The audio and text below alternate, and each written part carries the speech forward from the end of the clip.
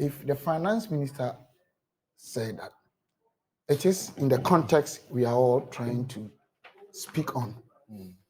Of course, constitutionally, I think Article 82(4) provide this mandate, if I'm correct, you're a lawyer, for this triggering the censure or censure. And then the Article 23, if I'm also correct, gives the opportunity for fair hearing. So constitutionally, one cannot debate the exercise going on to any large extent. But then the question is, this whole brouhaha, as a matter of fact, was based on the fact that our economy is not doing well and that it is his fault. And this is the context, all of us, if there is no other motive or other things that people don't want to talk about, we are based on. But is that a fact or not? Let's all be very honest. In my opinion, that is not true. That is my opinion. And what is not true? The fact that he is the cause of our economic decline or whatever, I don't think that is true. He's the one managing the economy. So who that's why allow me to explain my point. If you keep on interjecting, you don't allow me. I beg, just do me a favor. I've said it, I disagree. So why I should be given opportunity to do that? I'm just begging you. It is not true because the economic primary macro indicators are there. Economy or financial economics is not something you can, out of your own intuition or opinion, say things. No, the facts are there, numbers are there. He took over this country from the year 2017. Of course, the 2016 figures are there to use. The areas and the parameters we are talking about, what were they? Talking about GDP, inflationary rate, talking about lending rate, talking about policy rate, all of them are there, something. First 2-3 years of he being, or NPP government, I don't want to limit to him, NPP being in government, what were the figures? What were the figures? Were they doing better? Because to the best of my knowledge, GDP had grown from about 3.2, 3.4, averagely to about 7%. Policy rate was about 25.5. It had reduced to about 12.5. T-bills were about 22 point something, had been reduced the same period for about 14.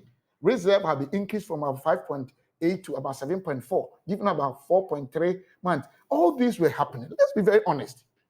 There's something happening globally or not. Factually, globally something happened. And talking about the fact that, one of our speakers, Madame, said that Côte d'Ivoire and others, let's put this in the right perspective. Côte d'Ivoire, these French-speaking countries are basically not having their economic sovereignty.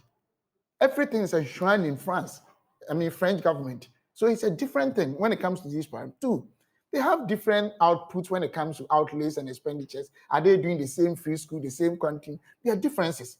That is why we talk about global performances or African continental performances. Nobody can do country to country. Basically, that's what we do, industry against entity. So we look at these factors and see that, nothing had happened, but our economy was declining, so it is him. As I'm talking to you now, the global inflation rate before the COVID was about 2%. Post-COVID is about 8% and over, which is, in terms of percentage, about 300%. We depend on these groups. I'm not comparing Ghana to one country. I'm talking about the fact that we depend on them. So if their markets are doing bad, what will happen to us?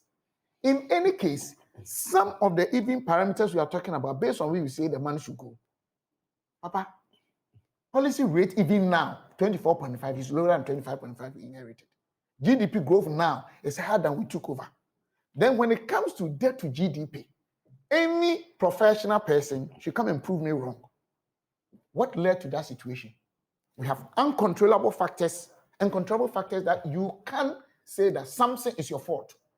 Let me finish this technical explanation in the charge number 2, unconstitutional withdrawals from the consolidated fund in blatant contravention of Article 178 of the 1992 Constitution, supposedly for the construction of the President's Cathedral. Did you hear his response to that? But what I know, you're a lawyer. You're a great lawyer, not just a lawyer. I think the constitutional, Article 2.1 and Article 131, what does it say? These are jurisdiction issues. Let's be very honest. Is it the Supreme Court that has the mandate in terms of interpretation and enforcement of the law to interpret this or not? Did you hear his response that people are faulting when he says that I'm depending on, I'm funding cathedral on contingency? No, contingency vote, not contingency fund. It's contingency. But there are differences, The question is, if you are dealing, I was going to explain one point. Now, no, I forget about it. You did quite a bit on that. No, I was going to explain that to GDP, why it's not his fault and why nobody can blame us as a government. Okay, so if we can look at the process as per his answers, that's what we are treating. So if he's saying that this is how he's treating a cathedral project, which is costing us so much, and remember he says yesterday that this is a completely, totally government of Ghana project. Is it wise? People are asking that question. Is it wise, and is it being sincere and honest to say that you are going to do a cathedral project and you are going to fund it through contingency? Contingency votes. We should have, I think that distinction was clear. But in any case, something, those who are saying that in terms of priority spending, discretionary spending arm of our budget, we shouldn't have picked that option. I cannot say they are wrong or right, because different people have different views when it comes to matters of faith and belief. Some are also of the opinion that as God's country, we need God's intervention. We need God to help us couple with our work, not only that thing alone. So other school of thought is saying that absolutely there's nothing wrong with it. Other school of thought is also saying that there's something wrong with it, especially the timing and looking at other areas of priority. So these are all discussions. But let me ask you, were we asking the finance minister to step down or resign based on the economic performance today or not? That is the core of the issue we are all discussing. There could be other issues people will raise. Let's be very honest with you, which they may be wrong or right.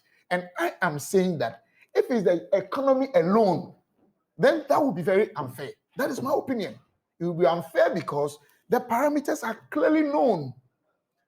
US GDP is over, debt to GDP is over 100%. UK over 100%. In fact, prices of goods and services, UK is about 400% from 1.74 to about 10.1.